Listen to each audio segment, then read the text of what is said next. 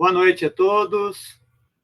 Sejam bem-vindos aqui à nossa Escola de Teologia da região Episcopal Santana, da Arquidiocese de São Paulo. Tivemos alguns problemas técnicos aí, né? E isso acontece mesmo, né? Para entrarmos às 19h30.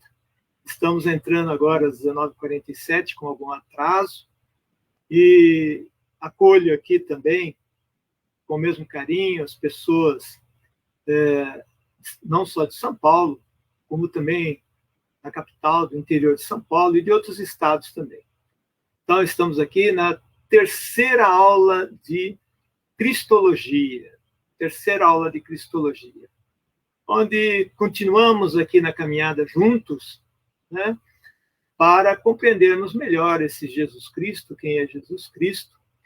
E eu quero fazer aqui um pequeno ajuste, porque eu recebi algumas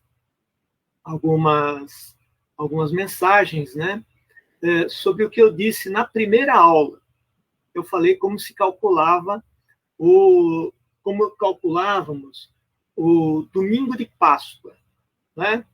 Eu disse que o domingo de Páscoa acontece na primeira lua cheia, domingo de lua cheia, né?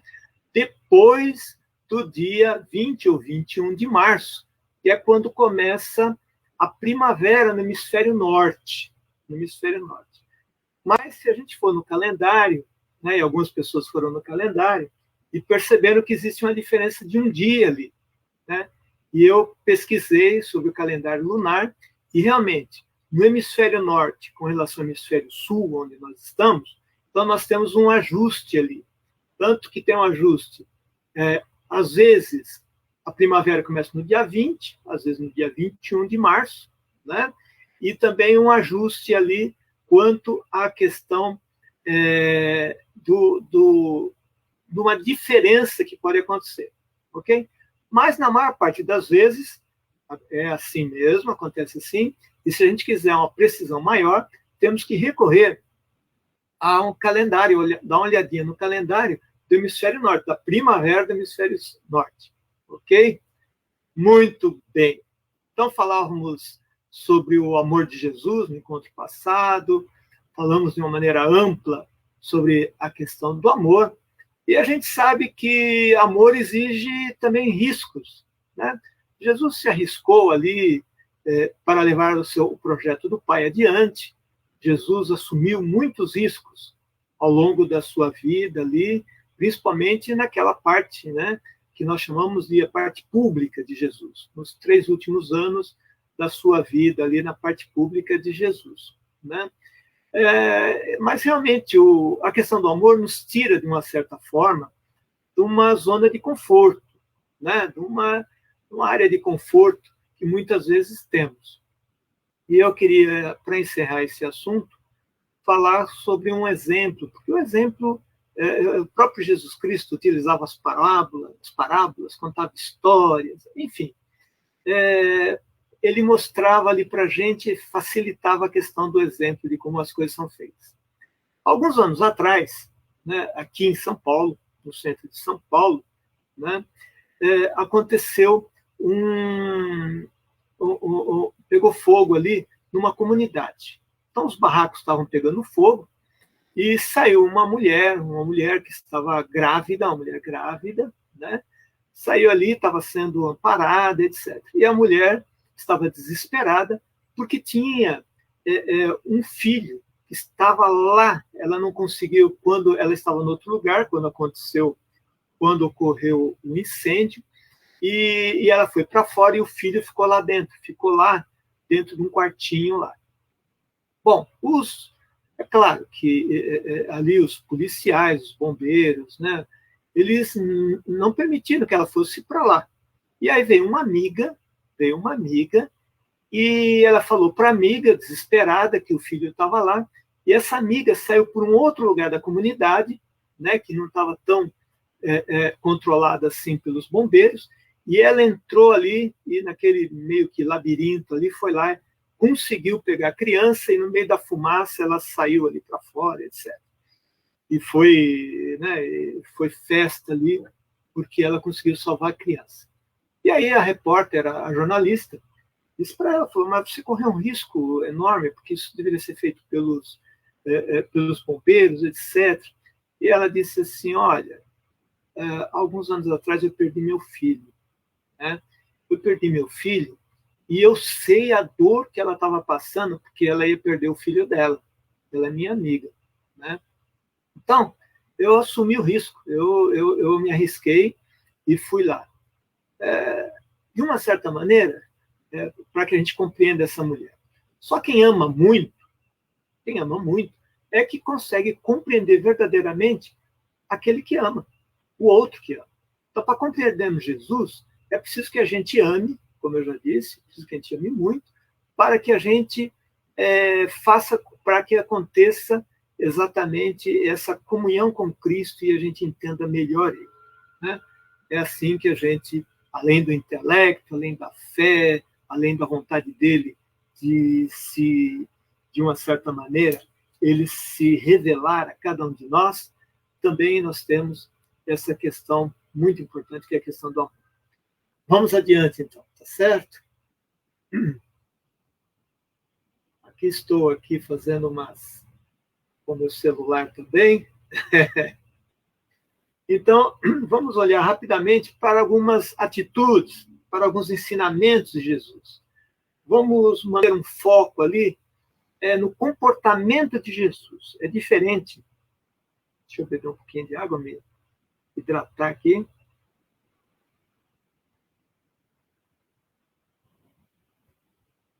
Não é só a questão de olhar para os evangelhos como revelação, como uma mensagem de salvação que ele se revela ali.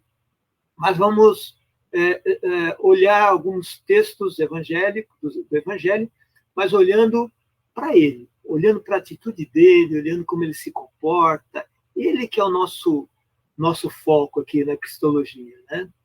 Alguns escritores, eles dizem assim, olha, Jesus Cristo foi o maior psicólogo do mundo. Tem um monte de livros a respeito de Jesus. Foi o maior psicólogo do mundo, porque ele entendia a alma humana como ninguém entende, né? Ele ia lá no fundo, ele acolheu Zaqueu, que ele era meio baixinho, ficou no árvore para ver Jesus que ia passando, e Jesus surpreende, como sempre ele surpreende a todos nós, e ele diz assim, desce daí, Zaqueu, porque hoje eu vou dormir na sua casa, né? Zaqueu, que era considerado pecador, que era considerado alguém marginal, porque ele cobrava impostos abusivos, etc. E é aquele lá que Jesus quer converter, né? Ele olha muito para o coração. Ele olha para o coração. E não tem ninguém que não possa ser convertido por Jesus. Ninguém, né? Então, essa questão da gente, muitas vezes, de nós julgarmos, né? É muito difícil isso. Então, outros consideram também Jesus como o maior comunicador do mundo, né? Ele estava lá na Galileia, a periferia da periferia, Galileia, né? Era lá povo pobre, esquecido, alguns pescadores ali, se faziam a criação, tinha a criação de bois, etc. Mas os donos eram os anciãos, eram os donos desses bois. Então, eles trabalhavam para os grandes proprietários ali que existiam em Jerusalém, né? E esse Jesus, ele sai dali da Galileia, ele para onde ele vai? Onde ele vai pregar? Ele vai pregar lá no templo de Jerusalém, lá em Jerusalém. É lá que ele vai levar adiante, com todos os riscos. Nós vamos ver aqui algumas passagens, com todos os riscos, com toda a determinação que ele tinha para implantar o reino de Deus, né? Ia também, é lógico que as multidões vinham a ele, né? Se fosse hoje, com certeza, ele estaria na internet, estaria usando todos os recursos que temos hoje para chegar à maior quantidade possível de pessoas, para levar uma palavra de salvação, uma palavra de libertação a cada um de nós, né?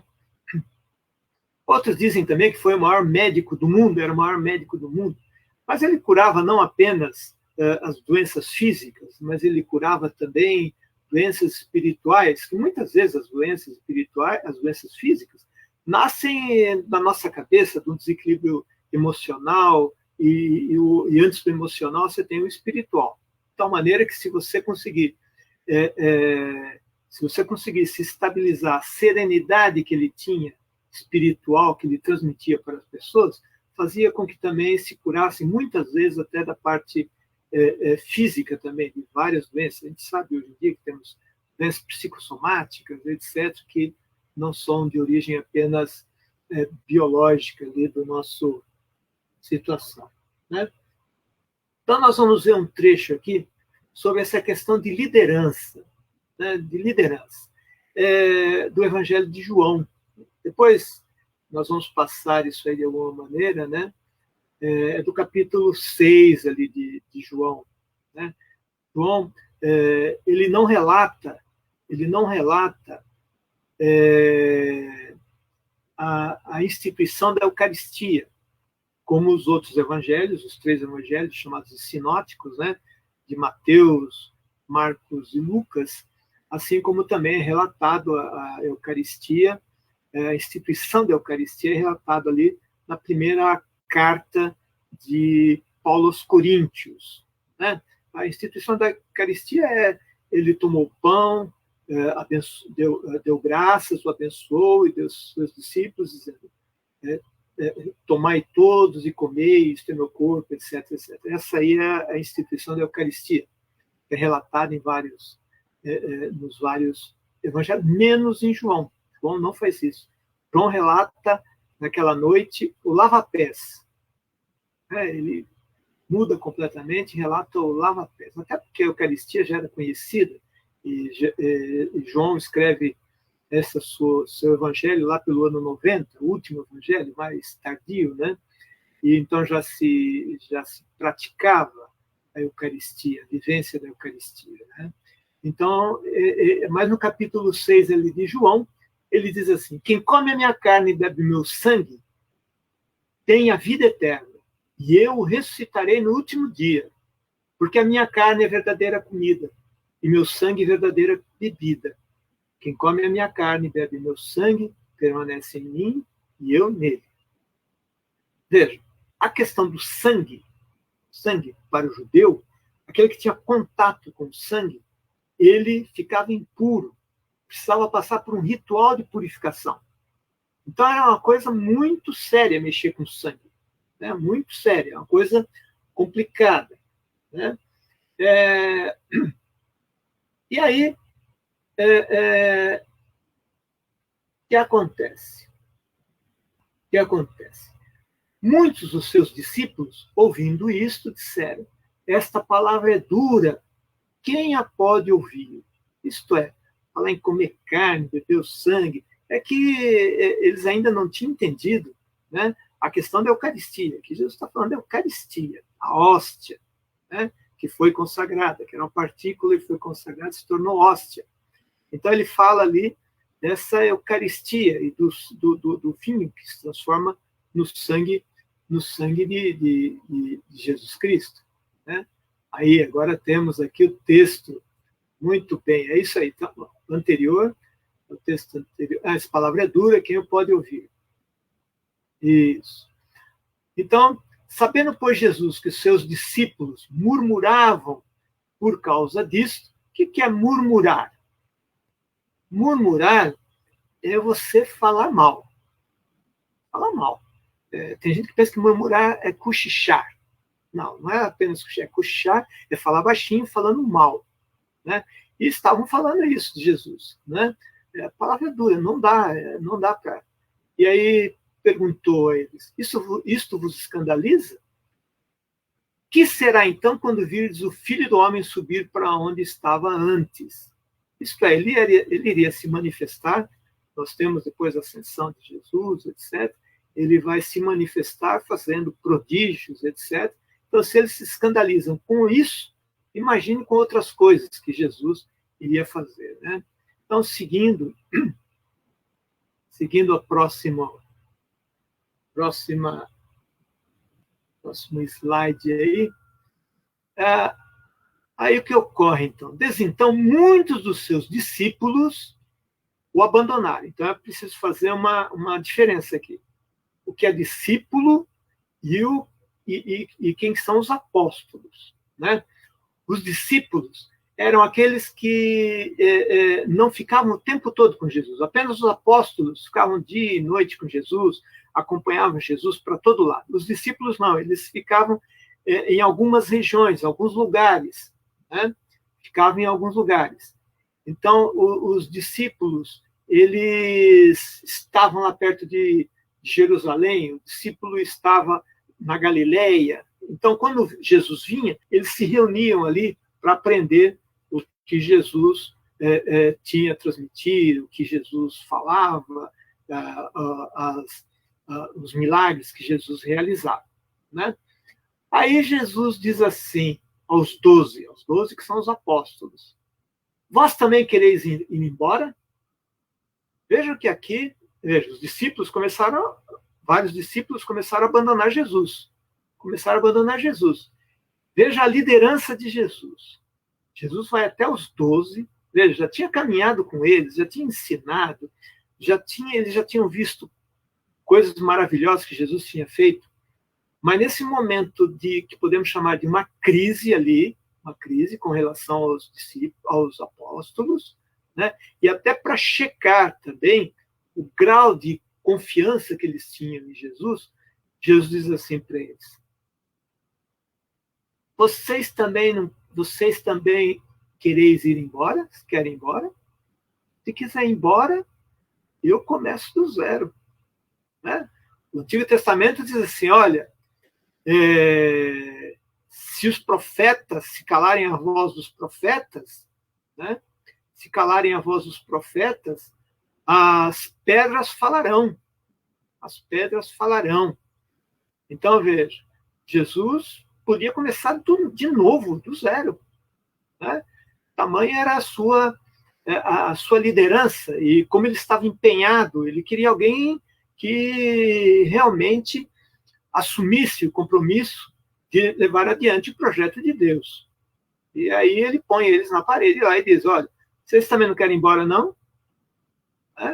E aí nós temos essa resposta fantástica de Pedro: Senhor, a quem iremos? Só tu tens palavras de vida eterna. Só tu tens palavras de vida eterna. Aqui Jesus percebeu que realmente eles estavam comprometidos com Jesus, eles amavam Jesus, eles entraram por um caminho que perceberam que o único caminho realmente para a vida eterna, só tu tens palavras de vida eterna. Para a vida eterna, o único caminho é realmente o projeto de Deus, e que Jesus veio aqui neste mundo para implantar esse projeto, né? Muito bem. Vamos seguindo aqui.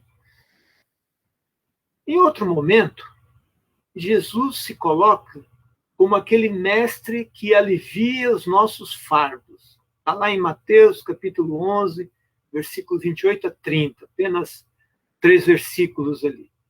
Ele diz assim: tomai sobre vós o meu jugo e aprendei de mim, porque sou manso e humilde de coração, e vós encontrareis descanso, pois o meu jugo é suave e o meu fardo é leve. Aqui ele falava também para os fariseus, que os fariseus colocavam um jugo, uma carga, um peso muito grande nas costas do povo. Os fariseus, eles criaram lá inúmeras leis a partir dos mandamentos de Moisés. A partir dos 10 mandamentos de Moisés, criaram lá, alguns falam 500 e poucos, 613 leis, né, que eles criaram e colocavam esse fardo: você tem que fazer isso, tem que fazer aquilo, você tem que, no sábado, você não pode sair, tem que andar poucos metros, senão você está pecando, e assim por diante. Ao mesmo tempo, ele vem com uma proposta, ele conhece os fardos da nossa vida, ele conhece o que a gente carrega, as cruzes que carregamos, né? as nossas limitações, ele conhece também as nossas virtudes, né? E Jesus, ele se coloca como alguém que vai estar do seu lado e que estará sempre do seu lado e vai procurar fazer com que alivie essa carga. Então, por mais dura que seja a nossa vida, por mais difícil e muitas vezes não vemos muitas saídas, por mais que isso aconteça, como é bom ter a fé que Deus está do nosso lado. Como é bom ter a fé em que percebemos a presença de Deus. Paulo fala assim, quando sou fraco, é aí que sou forte. Por que isso? Parece incoerente isso. Não, não é incoerente. É que, na minha fragilidade, Deus vem no meu socorro. E, de repente, no outro dia, você levanta, depois de uma noite, às vezes, dura, e de uma noite dura que você teve, você levanta no outro dia e parece que tem um ânimo novo. É o Cristo, é Deus que se coloca para te ajudar, para fazer com que o seu jugo seja leve, com que a sua carga seja aliviada, né? Isso ocorre inúmeras vezes, mesmo quando a gente, às vezes, nem pede para Deus. Muitas vezes, quando a gente está tão envolvido com os problemas, está naquele caleidoscópio, né? Aquela coisa embrulhando, virando ali, que você um redemoinho ali, que a gente não tem ideia do que está acontecendo, do que está ocorrendo ali, né? Então ele fala ele se coloca como aquele que nos auxilia, que pacifica a nossa vida, que dá paz à nossa vida, né? Aí, de repente, a gente vai para Mateus, no capítulo 10, versículo 34 e 35, e Jesus diz assim, não pensem que vim trazer paz à terra. Não vim trazer paz, mas a espada. Pois eu vim para fazer que o homem fique contra seu pai, a filha contra sua mãe e a nora contra sua sogra. Até a nora contra a sogra, né? Tem muita gente que fala assim, é daí que vem o negócio, né? É daí que vem a coisa complicada, né? Veja, acabamos de falar nesse Jesus que alivia, que é pacífico, que, né?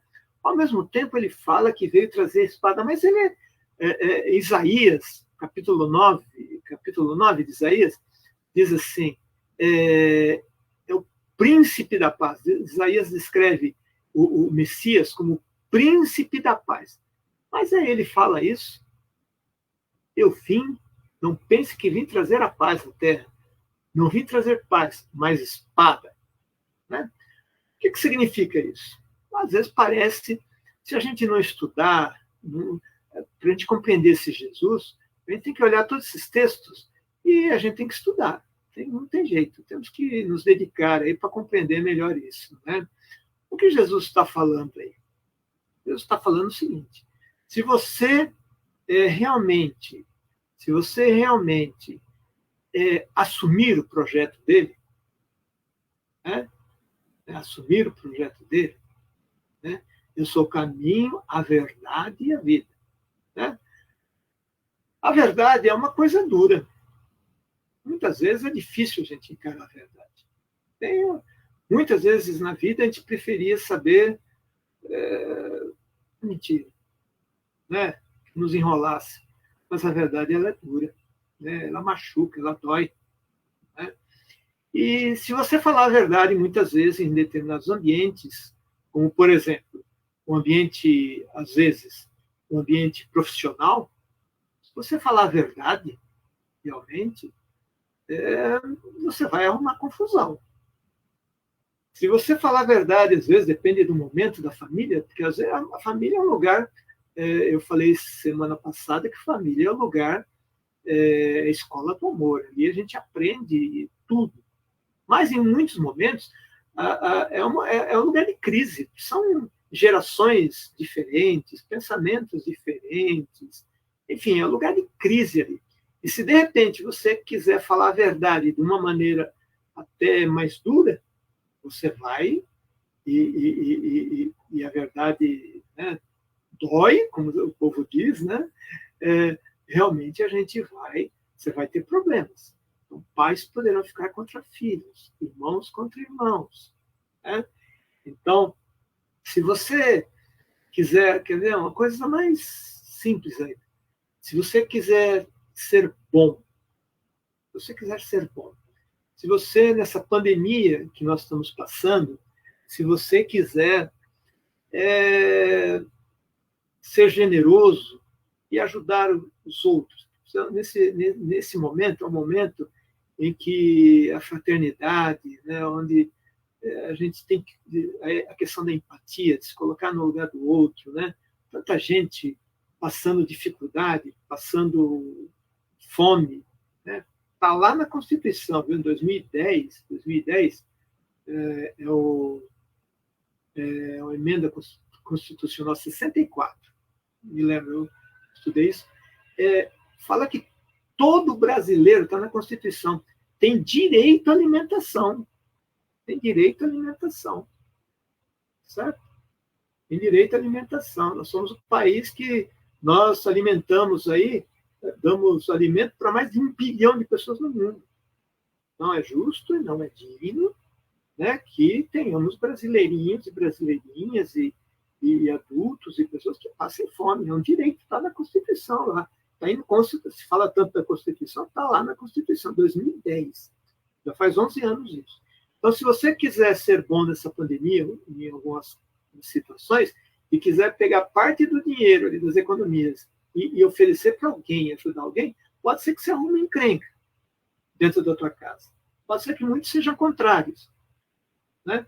Porque ser bom, nós vamos ver um dos textos aí, né? Aquela questão dos trabalhadores da vinha ali, que o próprio Deus que fala, né? Você está com inveja porque eu sou bom? Eu quero pagar uma moeda de prata, um denário, para esse pobre que veio trabalhar aqui? Né? Você está com inveja por eu ser bom? Né? Então, veja, se você quiser assumir realmente Jesus Cristo, pode criar algum conflito, pode criar alguma confusão, né? Esse negócio da nora contra a sogra aí já é uma extensão. Acho que naquela época devia existir uma certa tensão entre as noras e as sogras aí já desde então, né? Tudo bem, então deu para entender aí a questão da espada, a questão da crise que ele provoca. Né? Vamos adiante. Olha o que ele diz aqui. Está lá em Lucas, capítulo 12, versículo 49 a 50. Né? Ele diz assim: vim trazer fogo à terra, e como gostaria que já estivesse aceso. Vou repetir. Vim trazer fogo à terra, e como gostaria que já estivesse aceso. Mas tenho que passar, aqui a gente entende melhor, mas tenho que passar por um batismo, e como estou angustiado até que ele se realize. Né? Até que ele se realize. Eu me lembro, quando eu era pequeno, minha mãe foi uma das minhas catequistas, né, primeira, né? E ela falava que na Espanha, minha mãe chama Jesusa, é o feminino de Jesus, Jesusa. Né? E meu irmão Orlando deve estar assistindo essa live, apesar de entrarmos meio tarde. E minha mãe dizia assim: olha, na Espanha se diz que a primeira destruição do mundo veio pela água, e a segunda virá pelo fogo. Muitos, escutei falar também, dando aula de teologia, falando sobre isso aí, né? Mas não é bem isso, né? Ele associa esse fogo à terra, esse braseiro, quando ele volta para o Pai, né? Ele manda quem no seu lugar para continuar o projeto do Pai? Espírito Santo. Como é que ele se manifesta? Se manifesta como línguas de fogo nas cabeças dos apóstolos ali. Né? O Espírito Santo é chamado de o fogo. Né? é vermelho, é a questão do vermelho, do fogo. É aquele fogo que vem, que não se consegue controlar, né? O Espírito de Deus, ele é incontrolável. Então, ele vai para onde, ele sopra para onde ele quer, ele vai para onde ele quer, né? E Jesus faz essa referência aqui para um batismo que ele iria passar. Qual é esse batismo? É a cruz. É a cruz. Então, na cruz acontece tudo, é esse batismo, onde nós temos até a água, né, que João descreve tão bem, né, quando sai água ali do lado de Jesus, sangue e água, né, essa água, que também tem uma ligação, se refere ao batismo.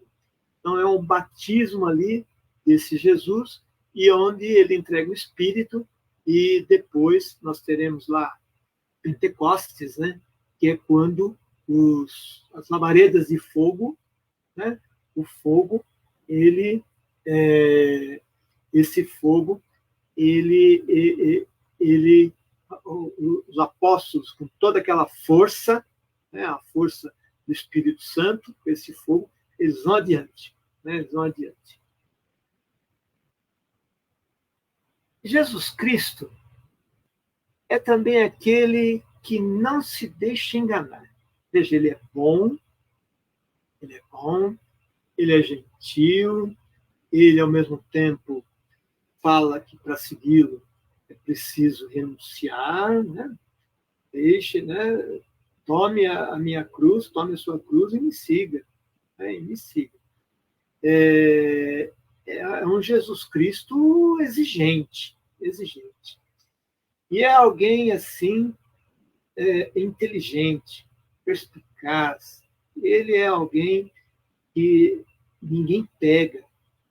Eu disse num dos dois encontros, primeiro e segundo, que estão aí no Facebook, e que ele dizia, né, que devemos ser simples como as pombas, né, e prudentes como as serpentes.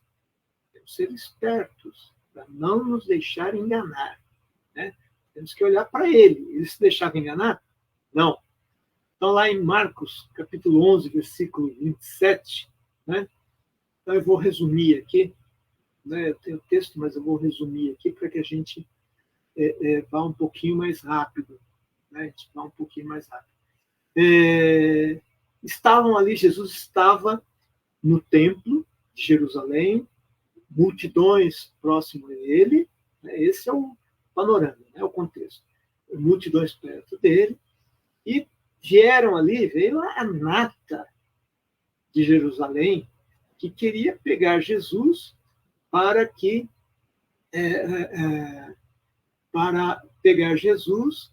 fazer com que ele, de alguma forma, eles pegassem e conseguissem prender Jesus e matar Jesus. Né? E aí, deixa eu ver se não tapou essa. E aí nós temos ali os chefes dos sacerdotes, os anciãos que eram aqueles que tinham os bois, que tinham aquelas boiadas lá na Galileia, né, que o povo pobre ficava cuidando lá para eles, e eles vendiam lá no templo de Jerusalém, que era oferecido para pagar os pecados, para a purificação dos pecados, né, o perdão dos pecados. Né? Jesus falou, não precisa nada disso, perdoar. Né? Deus perdoa de outra maneira. Né? E estavam ali também os doutores da lei. Doutores da lei. Eram dos fariseus, aqui, que eram estudiosos, né? E que conheciam muito bem o Antigo Testamento todo. Conheciam muito bem. E eles vêm até Jesus, olha só como são ardilosos, né? Eles vêm até Jesus e dizem assim para Jesus: de quem essa autoridade que você está aí dizendo que tem, de quem essa autoridade para você fazer esses milagres, para você falar tudo isso que você fala? Quem te deu essa autoridade? De quem é ela? Quem te passou essa autoridade para você fazer isso? E aí Jesus sabia por onde eles iam. Jesus sabia por onde eles iam. Queriam que ele blasfemasse, queriam pegar ele ali pelas questões. E aí Jesus olha bem para ele e fala assim, olha, eu respondo para vocês se vocês me responderem a uma questão. O batismo de João Batista era um batismo de Deus ou batismo dos homens? Aí o texto sagrado fala que eles começam a ficar confabulando ali, né? Então, entre eles lá deviam estar dizendo assim, esse aí perigoso. Se a gente disser que é batismo, que o batismo é de Deus, ele vai dizer assim, então por que vocês não acreditaram no batismo de João Batista? Por que vocês não acreditaram quando João Batista anunciou que eu sou o Cordeiro de Deus, aquele que tira o pecado do mundo? É isso que ele vai dizer para nós. Se a gente disser que o batismo de João Batista é dos homens, nós vamos apanhar desse povo aqui. Eles vão linchar nós aqui. Por quê? Porque o povo considerava João Batista um profeta de Deus. Um profeta de Deus.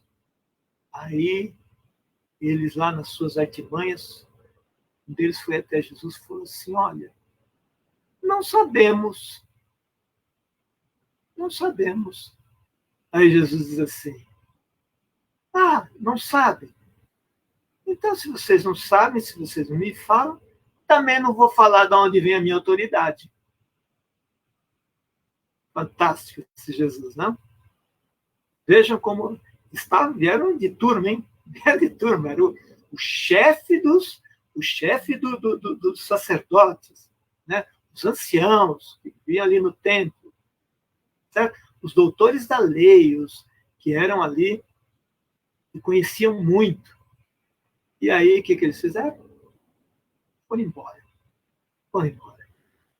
Então, a gente tem que olhar para Jesus.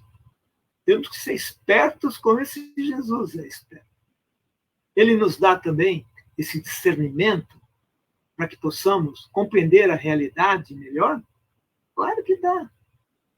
Quanto mais você estudar teologia, quanto mais você estudar e buscar compreender a Deus e a Jesus Cristo, mais você vai compreender os seres humanos. Vou repetir. Não sou eu quem disse isso. São grandes teólogos. Quanto mais você compreende a ação de Deus na vida do ser humano, quanto mais você compreende Jesus Cristo, mais você compreende o ser humano. Isso é bom para os dois lados. Em primeiro lugar, você compreende a fragilidade do ser humano, como Jesus compreendia. Você entende também a finitude, a imperfeição do ser humano. Somos todos imperfeitos. Eu sou imperfeito. Somos frágeis. Ao mesmo tempo, somos filhos de Deus. E somos cristãos. Seguimos Jesus Cristo. E Ele nos ensina como é o ser humano. E a partir daí você tem que ver quem vem por um lado e quem vem pelo outro. Então, facilita a empatia, de se colocar no lugar daquele que sofre, e facilita também quando alguém vem para nos enganar. Veja como Jesus não se deixava enganar. Certo? Pois é. Em outro momento, nós vamos até as 20h45, ok? Estou recebendo aqui do nosso estúdio aqui mensagem, né? Nós vamos até as 20h45. Então, para acertar a nossa expectativa, porque nós começamos um pouco mais tarde, ok? Por problemas técnicos aí da informática, das nossas redes sociais, né? Jesus, num outro momento, ele mostra toda a sua divindade, né? Então, vimos Jesus ali que pode causar divisões, que quer pôr fogo, né? E como ele gostaria que já tivesse aceso o negócio, né? Ele quer que a coisa vá mesmo, né? Vimos esse Jesus inteligente, perspicaz, e que conhece bem o ser humano, né? Conhece bem o coração humano. E agora nós vamos dar uma olhadinha nesse Jesus, onde ele mostra esse encontro entre o humano e o divino, né? Que vai acontecer lá no Monte Tabor, né? No Monte Tabor.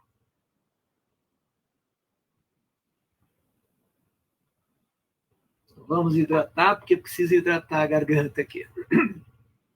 Lá no Monte Tabor. Eu estive lá, primeiro que lá num lugar assim, diante do monte, antes de subir para o Monte Tabor, fantástico. Ali do lado, se fala que, pela tradição, aconteceria o Armagedon, a grande luta final entre o bem e o mal. Né? E Jesus pega ali Pedro, Tiago e João, né? E sobem para o monte. E sobem para um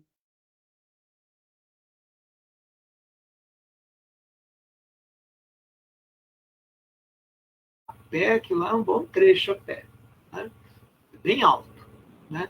Ele sobe ao Monte Tabor, e lá no alto do Monte Tabor, de repente, as suas roupas começam a ficar como que iluminadas. Né? Mas é uma iluminação que vem de dentro para fora. Né? Ele começa ali por um processo que a gente chama de transfiguração. Transfiguração. Ele começa ali mostrando toda a sua divindade. Toda a sua divindade. E por que é que Jesus faz isso? Ele está indo para Jerusalém. Está indo para Jerusalém. E a gente sabe o que vai acontecer em Jerusalém. Então, Jesus quer fortalecer os seus discípulos, os seus apóstolos, fortalecer os seus apóstolos, mostrando todo o seu poder e divindade, né? Para que eles consigam ter forças para reagir a tudo que viria lá em Jerusalém, né? Tudo que aconteceria em Jerusalém. E aí ele se transfigura. E aí aparecem ali Elias e Moisés conversando junto com Jesus. Aqui nós temos veja, é uma visão. Parece uma visão, ele tem uma visão de Jesus como que conversando com Elias e com Moisés. Por que estou dizendo que é uma visão, essa transfiguração? Aliás, tem um padre João Luiz Quilete, e ele explica para as crianças que essa visão aí é um trailer, como se fosse o trailer de um filme que vai ser lançado. É uma visão antecipada, ele explicando lá para as crianças na catequese. Né? É uma boa analogia. Por quê? Não é Moisés, o espírito de Moisés que está ali. Sabe, nem de Elias. Por quê? Porque eles não tinham ressuscitado. Qual é o primogênito entre os mortos que vai ressuscitar? É Jesus Cristo. É Jesus Cristo. Então, eles não tinham ressuscitado. Tá certo? É uma visão ali. Também carrega um simbolismo, de uma certa maneira, um simbolismo, porque Jesus Cristo é o novo Moisés, né? É o novo libertador. No Antigo Testamento, o grande libertador é Moisés. E Jesus vai assumir, a partir da cruz, como um novo grande libertador, aquele que nos liberta dos pesos, do pecado, faz com que a gente esteja em contato com o divino de uma maneira ampla, né? Já não é um renascimento em Jesus Cristo, né? E também Elias, que era considerado um dos maiores profetas do Antigo Testamento, e Jesus aí também era considerado profeta. É um dos atributos de Jesus. Não é um profeta apenas, né? Muito mais do que isso, mas também é profeta, né? E é interessante que Pedro, João e Tiago, eles ficam atônitos, eles ficam com medo, eles não sabem o que pensar daquela visão toda que estão tendo ali, né? E ele então, ele fala para Jesus, fala assim, olha, vamos armar aqui 3 tendas, uma para você, outra para Moisés, outra para Elias, né? E Jesus disse assim, nada disso, nós vamos descer, porque lá embaixo é que nós temos que atuar, lá que está o problema. Aqui está muito bom vocês tiverem essa visão, mas lá embaixo, né? Deus sempre fala, escute o que ele tem a te dizer, escutai o que ele diz, né? É lá embaixo, é lá que a gente deve agir. É no meio do povo, é ser fermento, é transformar as realidades sofridas lá do meio do povo, né? É mostrar o caminho da salvação, né? Então, nesses momentos tão difíceis que nós estamos passando hoje, a gente tem sim que e é normal que as pessoas se aproximem mais de Deus, né? E de Jesus. Mas a gente deve estar sempre com ele, sempre, porque o perigo é iminente em qualquer situação. Por melhor que você esteja, sempre pode ter perigo. Então, aproxime-se dessa força que é o Cristo, que está presente na nossa vida, né? Vamos aqui em mais uma que eu acho que vai dar para a gente explicar, porque aqui existem muitas dúvidas, né? Então, num outro momento, nós temos aí, Jesus fala sobre a questão dos trabalhadores da vinha, a parábola dos trabalhadores da vinha, para falar sobre o reino de Deus. Ele quer mostrar o reino de Deus e como ele também é, né? Então, o texto é assim, né? Um senhor que tinha uma vinha, um dono da fazenda, certo? Que tinha uma vinha, parreiral, etc. Ele vai contratar trabalhadores temporários, né? Que são diaristas, né? E ele começa de manhã bem cedinho. Por quê? Porque eles se reuniam todos numa praça, eles ficavam numa praça, e ele vai lá com eles, fala assim, vocês escolhem lá muitos para trabalhar, e outros de outras fazendas também vinham lá para contratar aquelas pessoas, né? E ele vai lá, contrata e combina o seguinte, fala assim, olha, vou dar, que era o padrão, praxe, uma moeda de prata, que era chamada de denário, né? Uma moeda de prata. Eu vou dar uma moeda de prata por esse dia de trabalho, que era o que todos pagavam, né? E eles foram lá trabalhar. O texto sagrado fala que esse senhor foi lá de novo às 9, ao meio-dia, né? Às 3 da tarde, foi lá e foi contratando mais gente. Foi contratando outras pessoas e foi levando, etc. Só que ele surpreende, porque esse senhor aí, esse senhor quem que é? Deus. Deus, é o reino de Deus, é Jesus Cristo, também é Deus, né? Ele vai às 5 da tarde, vai lá e diz assim, o que vocês estão fazendo aí? Por que vocês não foram trabalhar? Eles dizem assim, é que ninguém nos escolheu. Ninguém nos escolheu. Ele fala, então vocês vêm comigo. Foram lá para a vinha, e aí trabalharam um pouco lá, já era 5 da tarde, pouco depois já encerrou, e ele fala assim, para aquele que fazia o pagamento lá, o responsável lá pelos pagamentos, falou assim, olha, você faz o seguinte, você dê 1 denário, uma moeda de prata, para cada um, né? Começando por esses últimos. E até se fala, os últimos serão os primeiros serão os últimos, né? É daí que vem. E aí ele diz assim, e aí ele vai lá e paga para cada um daqueles trabalhadores 1 denário. Os outros, falando, nós vendo que no sol de manhã, desde cedo, você está pagando 1 denário, uma moeda de prata. Esse patrão é muito bom. Você está pagando uma moeda de prata para esse povo aí, então nós vamos ganhar uns 6, 7 denários. Certo? E aí, esse senhor de Deus vai pagando 1 denário para cada um. Pagou primeiro por aqueles lá, eles foram embora, né? E foi pagando para os demais 1 denário, uma moeda de prata. Aqueles outros se revoltaram. Então, escuta, nós trabalhamos de sol, aí nesse sol todo, você pagou uma moeda para aquele lá, e para nós é a mesma coisa?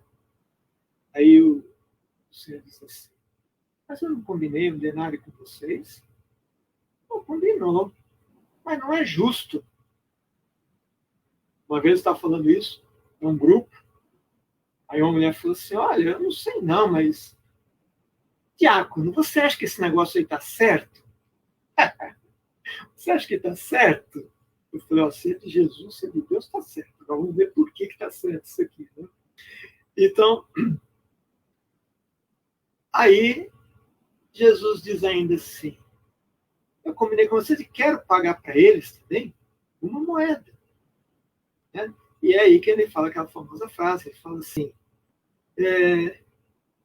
ou você está com inveja porque eu estou sendo generoso para conhecer. Né? Vamos entender rapidamente aqui essa parábola. Em primeiro lugar, eu fui administrador, fui gerente de sistemas. Então, na administração, quem as empresas escolhem? Os mais fortes, os mais capacitados, né? Aqueles que têm melhores condições. Né? Se faz inúmeros testes de currículo, etc. Quem é que vai ficando lá naquele grupo? Quem é que ia ficando para o fim ali? Aqueles mais fracos, tinha tanta força física, para aguentar um dia puxado. Aqueles que tinham mais idade. Aqueles que tinham alguma deficiência. Estou dizendo aqui, deficiente é menos... Não, na nossa realidade, por exemplo, nós temos a lei aí a respeito da questão da inclusão do deficiente, e eles são muitas vezes muito mais produtivos do que outras pessoas. Mas naquela situação em si, quem tinha alguma deficiência para um trabalho duro como aqueles, certamente não era escolhido, porque produziria menos. Certo? Produziria menos. Deu para entender?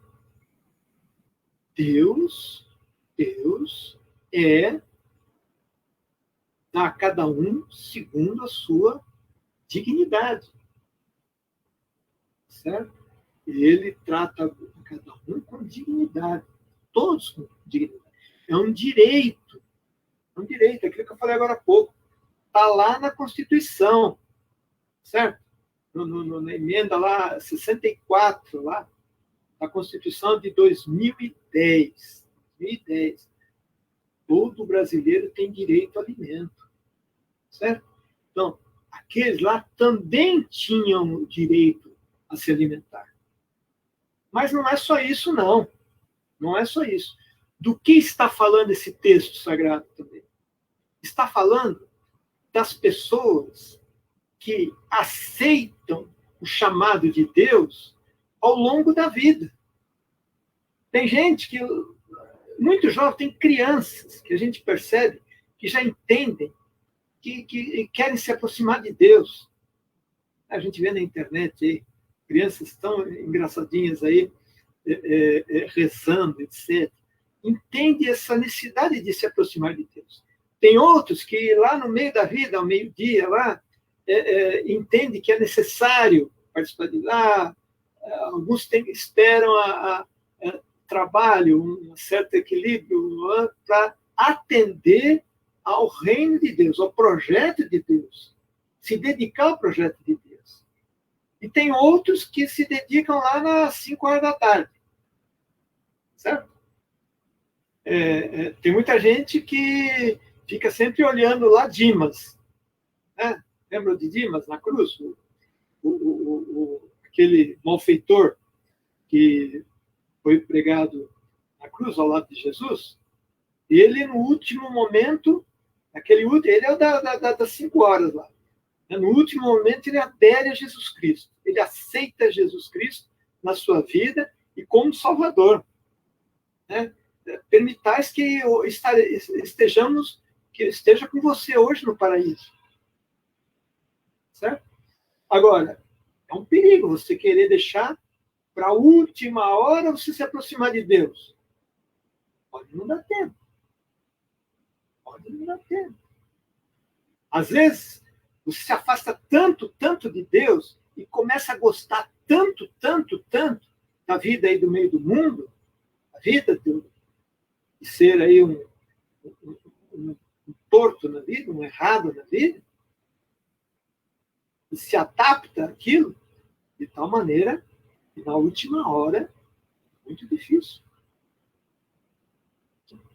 Realmente se converta e aceite a justiça de Deus, aceite o projeto de Jesus Cristo. É difícil. Mas Deus espera até o último momento. É o último momento. Né? Santa Teresa dizia até daqueles que se suicidavam, né? Daqueles que se suicidavam, e que a igreja tinha restrições, porque o suicídio era um pecado, né? Na época, concepção daquele momento, né? Histórico, que hoje é completamente diferente. Mas ela ainda dizia, não dá para falar nada não, porque aquele que pulou lá de cima da ponte, entre a ponte e o chão, é tempo suficiente para se converter. Entre a ponte e a morte, lá embaixo, no chão, ainda é tempo de conversão. É tempo da gente repensar nossa vida. Então, nesse tempo que é tão difícil, é tempo também da gente olhar mais para o meu tempo e o tempo que eu posso dedicar às pessoas. Né? Quanta gente fazendo obras magníficas, obras lindas aí. Né? Vamos participar dessa empreitada. Tem muita gente, tem muitas nas igrejas, né? Nós temos diversas pastorais, onde podemos contribuir com os talentos que Deus nos deu. Faz um bem danado o espírito ajudar o outro. Tenho certeza. Quando a gente pratica o bem um dia, duvido que alguém à noite fala assim, que droga, pratiquei o bem. Hoje eu estou contrariado. Olha, achei horrível fazer aquilo. É assim? Não, não é assim. Quando praticamos o bem, né, Deus vem, pela sua graça, agir também conosco. E aí a gente se sente em paz. Você vai dormir em paz, porque você fez bem para alguém. Você orientou alguém. Né? Quanta gente desorientada hoje em dia, que precisa de palavras, né, para ser acolhido, né? Gente desesperada. Né? E quando você faz isso, tenha certeza que Deus marca presença e te inunda com a sua graça, com o seu. Deus abençoe a todos nós. Peço desculpas aí, que hoje ficamos aí um pouco complicados, mas o sistema não permitia que se entrasse e não entrava, e ainda tivemos aí, parabéns aí nosso grupo de retaguarda, aí, a Juliana, o Henrique, nossos anjos aí da retaguarda, que conseguiram colocar. Muito obrigado a todos, não percam, próximo encontro, né? Vamos continuar aí conhecendo esse Jesus Cristo. É o 4º encontro, faltam apenas 2. Boa noite a todos, que a graça de Deus esteja convosco. Então vamos dar a bênção. Deus de infinita bondade, abençoai a cada um de nós, tocai os nossos corações, para que possamos compreender melhor a vossa graça e a nossa missão no meio do mundo. Abençoai-nos e protegei-nos. Por nosso Senhor Jesus Cristo, vosso Filho, na unidade do Espírito Santo. Amém. Boa noite a todos. Fiquem com Deus.